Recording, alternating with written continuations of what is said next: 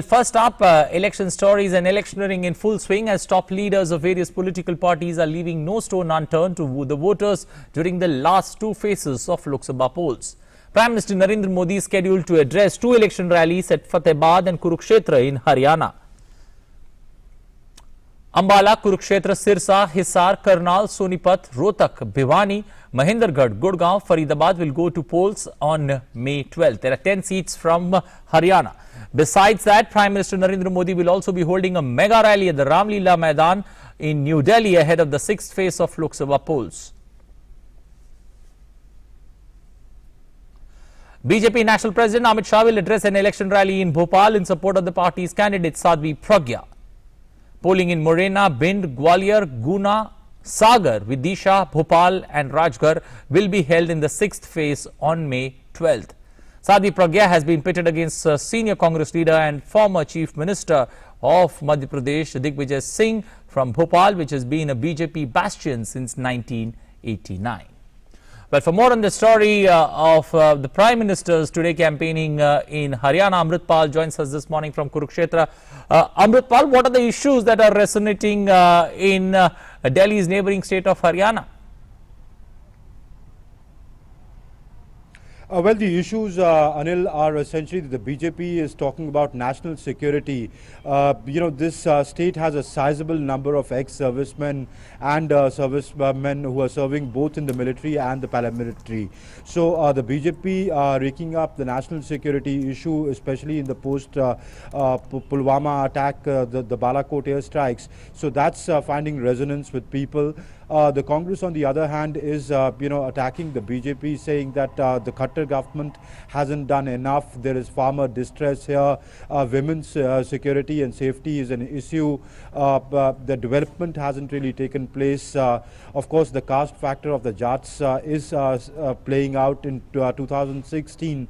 We know how the Jat reservation issue blowed up, and after that there was violence. So all these issues, that the various parties are bringing up is what is playing on the electorate's mind right now. Anil? Okay, a quick word on that particular place from where the Prime Minister is going to campaign in Kurukshetra. How do you look at that particular seat, especially considering since BJP has put a minister there from the Manohar Lal cabinet to stand from that particular seat of Kurukshetra?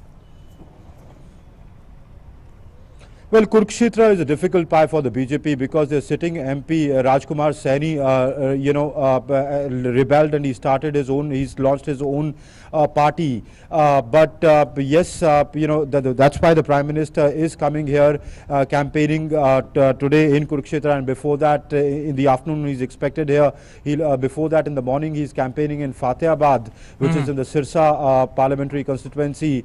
What the BJP really, BJP in the state has an overall edge if you look at it, because the Jat vote essentially gets divided between the Congress, which is being led by Bhupinder Singh Hooda.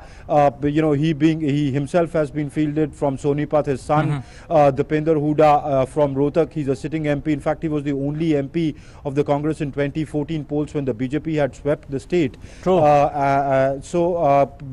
The Jat vote essentially gets divided between the INLD and Bhupinder Singh Hooda and the breakaway faction of the INLD, now the Jan Naik Janata Party led by Dushyant Chautala and his brother Digvijay Chautala. So we'll have to see how the caste factor plays out, but the BJP is expecting that the Modi factor will work. In fact, if you look at the slogan behind me, it says "Phir ek baar Modi Sarkar." They're not really asking for votes in the name of Manohar Lal Khattar, during whose regime law and order has been a big issue, and farmer distress has been a big issue. The farmers have a grouse against the state government when I go out and speak to them. But on Prime Minister Modi, there is some sort of a unanimity and people want to stand behind him. So that's what the BJP is banking on.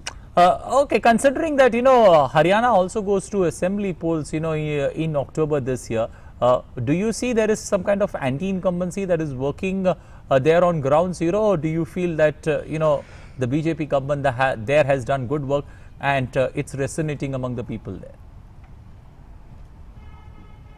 Anti-incumbency of the state government surely is there. It is palpable anti-incumbency that you can see on the field. What the BJP did was a very interesting social engineering experiment. This state has been mainly ruled by the Jats. The BJP put up Punjabi in Manohar Lal Khattar and did a social experimenting even on the Sonipat seat by fielding a Brahmin there. Looking at consolidating the non-Jat votes, which it was able to do in 2016. That factor is going to be a dominant factor. Anti-incumbency in the assembly elections could have an effect, but here during the parliament, when you go out and talk to people, they tell you that this is a government we are electing for the centre. We will deal with Haryana 6 months later when the state goes to assembly elections. But yes, there is anti-incumbency of the state BJP, state government. Okay, one quick word on your Haryana is very unique in its, if you look at, it's a small state, 10 Lok Sabha seats, but if you look at it purely, there is no Gathbandhan that you see there on ground zero. Does that make that political battle there in Haryana very interesting to, cover and also to follow?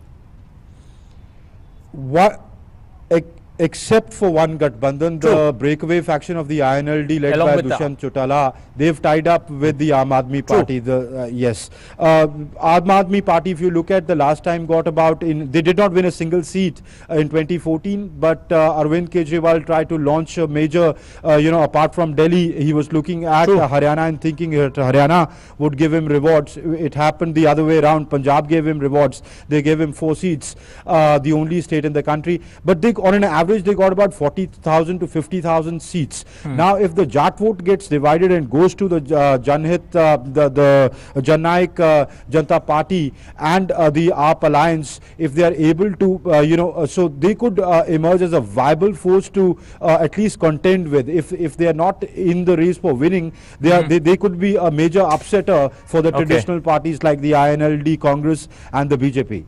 Okay, we'll leave it there. Thank you and appreciate you joining us this morning. Remember, Haryana goes to polls on May 12th. And if you look at the results in 2014, Haryana of the 10 seats, 7 were won by BJP, 2 by the INLD and 1 by the Congress.